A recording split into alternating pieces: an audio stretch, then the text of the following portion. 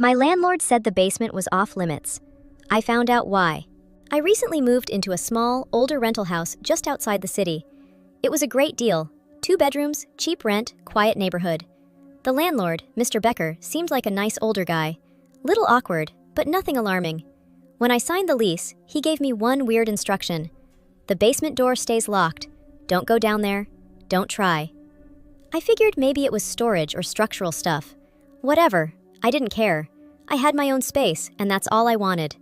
The first few weeks were normal, but then I started hearing sounds. It began with soft scraping at night, like something dragging across the floor. I thought it was rats or pipes, but it kept happening, always from the same area, directly beneath my bedroom. Then came the footsteps. Not loud stomping, but subtle, deliberate steps, like someone pacing. Barefoot. I even called Mr. Becker and asked about it. He said the house settles weirdly and the walls like to talk. Okay, creepy, but fine. One night, I woke up at 3:17 a.m. to the sound of a whisper. I thought it was part of a dream until I realized it was coming through the air vent. I leaned in closer and heard a voice say, "Don't let it out." I froze. The next morning, I checked the basement door. Still locked. But now there were scratches on the inside of the doorframe, like something had tried to claw its way out. That night, I noticed something even more disturbing. When I turned off the lights, there was a faint glow coming up from under the basement door. A flickering, greenish-blue light, like an old TV screen or static. I cracked. I had to know.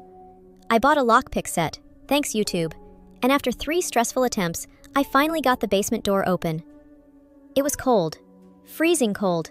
The walls were covered in mirrors, some shattered, some clean, all facing inward like they were watching whatever stood in the center of the room. And in the middle? A wooden chair bolted to the ground. Leather straps dangled from the arms. But the chair was empty. The worst part? There was a second basement door at the back. I never opened it. I couldn't, because the second I stepped in, every mirror reflected a version of me, except one. One mirror stayed black, just an empty room with the chair, and someone else sitting in it. I slammed the door shut and left that night. Didn't even pack. The next day, I got a voicemail from an unknown number.